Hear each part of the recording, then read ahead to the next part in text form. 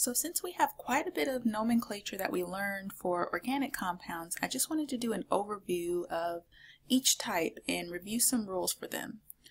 So I'll start with alkanes. So remember that we're talking about organic compounds that only have carbon-carbon single bonds. So no double bonds, no triple bonds. Our one exception is having an aromatic ring as a substituent. So we know that if we have this, all of our names are going to end with A and E. So that indicates that we have all single bonds. We also need to know the names of the parent chains. So based on the number of carbons, so the longest possible carbon chain, we need to know methane, ethane, propane, etc. So make sure you know these for 1 through 10. For substituents, the nice thing is once you know the names of the parents, the names of the substituents are going to be exactly the same. The one difference that we're going to have is that we're going to use the base name of the parent, and we are going to drop the ending and have -yle instead. So all substituents are going to end with -yle. Okay, so if we have one carbon, just like methane, it's going to be meth, but methyl instead. So once you know those parents, you'll also know the names of the substituents. We do have a few special names, so I've also included those. Recall that an R group just means this is going to be the rest of the chain. Okay, so make sure you know the difference between propyl and isopropyl because they are different. Remember that the I in isopropyl counts when we're putting things in alphabetical order. Another one is tert-butyl, but the tert does not count when we're putting it in alphabetical order, only the B for butyl. And one that we just learned is phenol. So if we have an aromatic ring that's attached to a long carbon chain that's greater than 6 carbons, then we write the aromatic ring as a substituent and call it phenol. Another thing, so again, once we know those parent names for just the longest chain, once we have that down, if we have a substituent that's in a ring, we're just going to count the number of carbons in the ring, and we're going to add cyclo in front of it to indicate that it's within a ring. Okay, so the next thing we need to do is we need to make sure we put our substituents in alphabetical order. And each substituent gets a number. Even if it's the same substituent, well, if we have more than one of them, we need to have 2 numbers, or however many number of that substituent we have. Let's look at an example. So the first part is we need to find the parent. And to do that, we need to figure out the longest chain. So we have 1, 2, 3, 4, 5, 6, 7, 8, 9, 10. Okay, so this is going to be our longest chain, but remember we could always count other possibilities and see which one is longest. So we have this, and I like to circle that because it indicates that everything outside of that I still need to name. So then we need to figure out, well, am I counting from right to left or from left to right? And we want to give our substituents the lowest number. So if we start from the right, we get 1, 2. That's where our first substituent starts. If we go from the left, we get 1, 2, 3. All right, so we want to go ahead and start from the right. 1, 2, 3, 4, 5, 6, 7, 8, 9, and 10.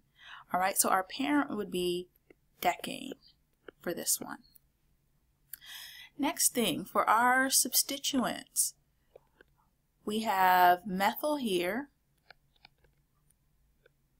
Okay, and we have another methyl here, so we're going to have to use dimethyl, and we have chloro here. Right? If we're going to put this in alphabetical order, we're comparing the C with the M in methyl, so we want chloro first. It's going to be 5-chloro, and then we have 2,8-dimethyl. Okay, so notice that since we have di, we have to make sure we have 2 numbers out in front. We've accounted for everything now, so let's go ahead and put this whole name together. We have 5-chloro, and we have 2,8-dimethyl, and now our parent we have decane. Right? One other minor thing, we always want to have commas in between numbers, and we want to have hyphens in between letters and numbers. So let's look at another example. So in this case we have a 5-membered ring, so I'm going to circle that whole thing. We have this is going to be our parent, so let's go ahead and write that. For our parent we have cyclo because it's within a ring, we have pent because it is a 5-membered ring, and ane because we only have single bonds, right? So now we need to account for our substituents and figure out how to number this. We know we want to start on a carbon that has a substituent, so we could either go start here and we can go clockwise, or we can start here and go counterclockwise. All right, anytime you have the choice between starting on a carbon with 2 substituents and a carbon with 1 substituent, we want to start on the one that has 2 substituents. Because if we were to take all the numbers for the substituents and add them up, that would help us get the lowest number. Okay, so we want to start there instead of starting here and going counterclockwise. Now let's figure out what we have. On carbon 1 we have an ethyl group and a methyl group. On carbon 2 we have a methyl group and an ethyl group. And on carbon 3 we have a methyl group. So we can go ahead and combine. On 1 and 2 we have ethyl, so this is going to be diethyl. And then on 1, 2, and 3 we have methyl, so this is trimethyl. Okay, so we're comparing the E with the M when we're putting it in alphabetical order, so we want to start with the ethyl, and we need to indicate where those ethyl groups are. So we have 1 on 1, 1 on 2, and it's diethyl.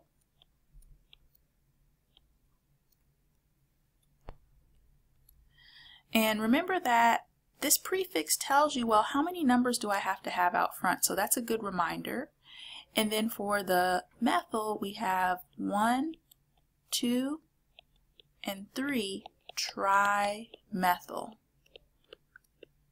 Okay, so again, since we have tri, we have to have 3 numbers out front. Let's put this whole thing together. We get 1, 2, diethyl, and then we get 1, 2, 3 trimethyl,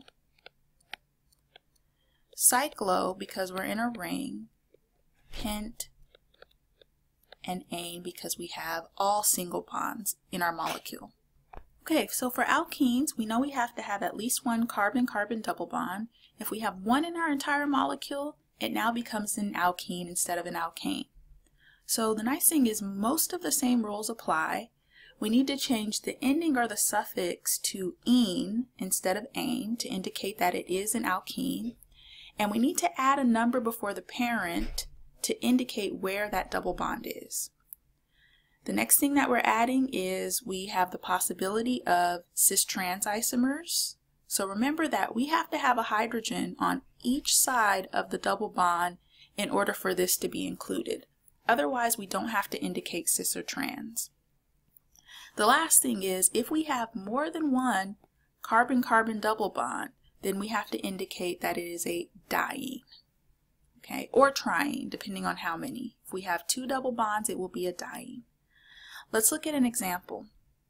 And one more thing to keep in mind is that the double bond always gets the priority with numbering. So it doesn't matter what other substituents we have, double bond has to get priority. Let's look at this one. So if we're trying to find our longest possible carbon chain in this molecule, we have 1, 2, 3, 4, 5, or we could have 1, 2, 3, 4, 5, and 6. So we want to go with 6. Right? Now, we still have 2 methyl groups that are sitting outside, so this will be dimethyl for our substituents. And here we want to figure out, well, am I numbering right to left or left to right? we want to give the double bond the lowest number, so we're going to start at the right and go 1, 2, 3, 4, 5, 6.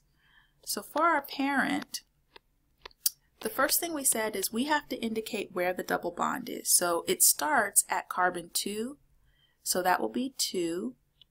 And then we have a 6 carbon chain, that's hex. And then we have ene to indicate that it is a carbon-carbon double bond. All right. Let's also think about if we have the possibility of cis trans isomers. Now, if we look at each side of our double bond, at carbon 3 there is a missing hydrogen there, but on carbon 2 we have 2 of the same group. All right. We don't have a hydrogen on each side of the double bond, so this doesn't have the possibility of having cis trans isomers. We don't have to indicate that in the name. Now, for our other substituents, we said we have dimethyl. We still need to indicate where those are. So one is at carbon 2, the other one is at carbon 4, and this is dimethyl. Okay. Now we've accounted for everything. We can go ahead and put the name together. We have 2, 4, dimethyl, and we have 2, hex, ene. So that is the full name. Let's look at another example. Now, we said that anytime we have more than one double bond, we don't have to indicate whether it's cis or trans, so that part we don't have to worry about. In this example, our longest possible chain is here. So we have 1, 2, 3, 4, 5, 6. This will be another hexene. And let's write the parent. Okay. We're going to start numbering from left to right so we can give the first double bond the lowest number. 1, 2, 3, 4, 5, and 6. Okay, so for here, we need to indicate that the first double bond starts at 1. The second double bond starts at 3. And we're going to call this hex a diene to indicate that there are 2 double bonds. Next thing, for our substituents, we have 2 bromo groups, so we know it's going to be dibromo. For our substituents, we are going to indicate that the first one is on 3, the second one is on 4, dibromo. So we get, if we put this all together, we get 3, 4, dibromo, and then we have 1, 3, hexadiene. Right, with alkynes, this is going to be when we have one carbon-carbon triple bond. One thing that changes in our name is the suffix. Instead of ending with ane or ene, it's going to end with yne, Y-N-E. We also have to put a number before the parent to indicate the position of the carbon-carbon triple bond. One thing that we don't have to worry about with alkynes is cis trans isomers. They don't have cis trans isomers, so we don't have to worry about it. Let's look at an example here. Okay, I want to remind you that if we look at the carbon-carbon triple bond, this is a carbon and that is a carbon. You may want to go ahead and draw them in as a reminder because they're easy to miss. Let's look for our longest carbon chain. We have all of this can be our longest carbon chain, so we will have 1, 2, 3, 4, 5, 6 as our parent. So let's write that. Okay, so we're going to have an hexyne in this case. Let's look at our options. We could start from the left and go 1, 2, 3. If we start from the right, we have 1, 2, 3. So in that case, it's even on both sides. Either way, we are going to have a 3 hexyne. Okay. The big difference is in the substituents. If we start on the left, then our substituents get the lowest number. So that's what we want to do. We have 1, 2, 3, 4, 5, and 6 at the end. Okay, here we have a fluoro group. Here we have a methyl group. So if we put our substituents in and we put them in alphabetical order, we want to have 2 fluoro and we want to have 2 methyl. Okay, even though they're on the same carbon, we still have to give each a number. And let's go ahead and put this together. We have 2 fluoro and 2 methyl, 3 hexyne, indicating that we have an alkyne. For aromatic compounds, remember that these are going to be completely different from alkenes. We have a few more things that we need to know. The first thing is the parent. We need to know these parents in order to name the compound. So if we have an aromatic ring with nothing attached to it, that's not one of these, it's going to be a benzene. Toluene has a methyl group. Aniline has an NH2.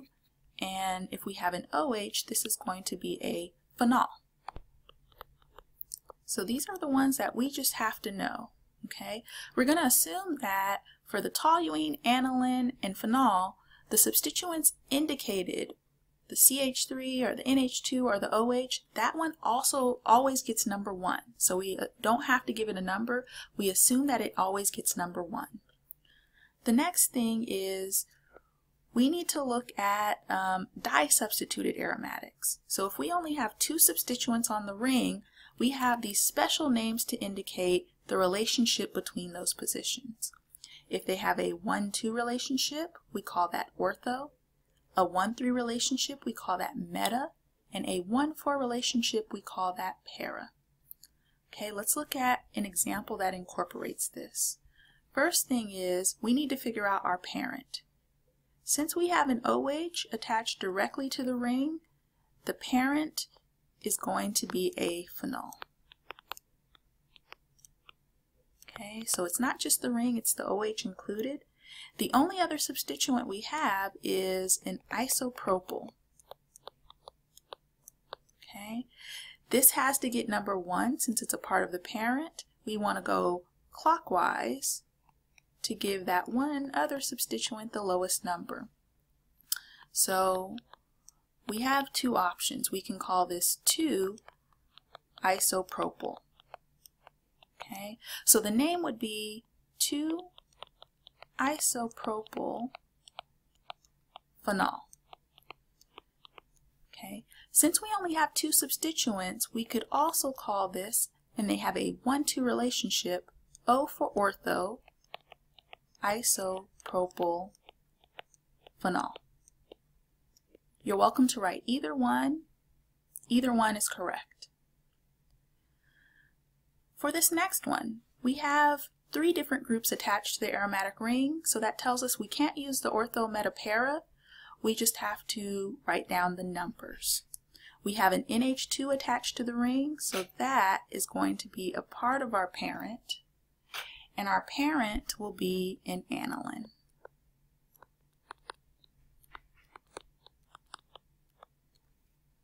Okay, it has to get number 1. We want to go clockwise again to give our other substituents the lowest number. We have tert-butyl,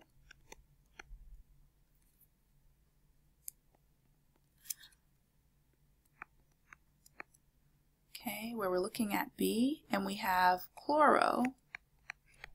So for our substituents, we're going to have, if we put this in alphabetical order, we have 4 tert-butyl, because remember the tert does not count, and we have 3 chloro.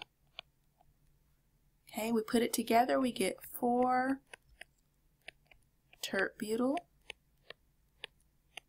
3 chloro aniline. Okay, also remember that this is all one word. Okay, last few functional groups. We're also learning about alcohols. So all of our naming rules apply, but we need to add ol at the end as a suffix to indicate that it's an alcohol. And the OH group gets priority with numbering because it's what makes the molecule an alcohol. Let's look at an example. For here, if we're finding the longest possible chain, we have 1, 2, 3, 4, 5, or 1, 2, 3, 4, 5. Okay, in this case, we want to make sure that the long chain includes all of the substituents. So we're going to go with this as our longest chain because it includes all the substituents. Okay. If we're trying to figure out whether we want to number from right to left or left to right, alcohol gets priority, so we want to go 1, 2, 3, 4, and 5. We have a fluoro substituent. We have 2 methyl groups, so we have dimethyl. Okay, and our alcohol is at the 2 position. So for our parent, okay, we need to indicate a 2. It is a 5-carbon chain, pent. We have only single bonds, so it's similar to ane, but instead of adding that E at the end, we're going to add ol, pentanol, right? For our substituents, if we go ahead and put it in alphabetical order, we get this. We want to put 5-fluoro first, and we want to put 4,4-dimethyl. Okay, again, don't forget that we have to put 2 numbers since it is a dimethyl. So we would call this 5-fluoro, 4,4-dimethyl pentanol. Okay, let's look at another example. This one is where we have the alcohol, but it's within a ring. Okay, we don't have to give the alcohol a number right in front of the parent if it's within a ring. And actually, we forgot to do that in our previous one. So let's go ahead and cross this out, make it correct. 5-fluoro, 4,4-dimethyl, 2-pentanol. Okay, right, let's go back to this one. So again, since this is within a ring, we don't have to give the alcohol number, okay? But, so if this is our parent, okay, remember the OH is not included because this is not an aromatic ring. We do want to give it number 1. We just don't have to write it out in the name. We want to go ahead and go clockwise to give the chloro groups the lowest number. We have a dichloro. Okay, so our parent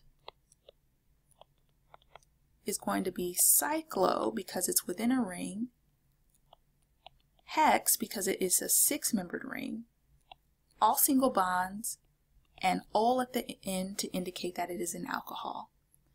For our substituents, we're going to have 3,3-dichloro. So if we put this together, we get 3,3-dichloro, and we have cyclohexanol. For our last one, naming ethers. So reminder, an ether is going to have a COC arrangement, and we're only going to practice the common names. So what we're going to do is we're going to name what's attached to each side of the oxygen as a substituent, and we put it in alphabetical order. Ether is going to be our suffix, and there's going to be a space between each of these names. Okay, if we have the same substituent on both sides of the oxygen, we can group them together and use di as a prefix. So for example, on this side we have a 1,2-carbon chain. This is ethyl. On the other side we have isopropyl, and we're looking at the E and the I to figure out which one goes first. So we would go ahead and put the ethyl group first. So this will be ethyl isopropyl ether. Notice that there's a space between each of those names. In this case, we have an ethyl on each side, so we want to call this diethyl. Okay, so it would just be diethyl ether. Okay, so naming ethers in comparison to the other things we have named it's pretty straightforward. You just have to make sure you know your substituents.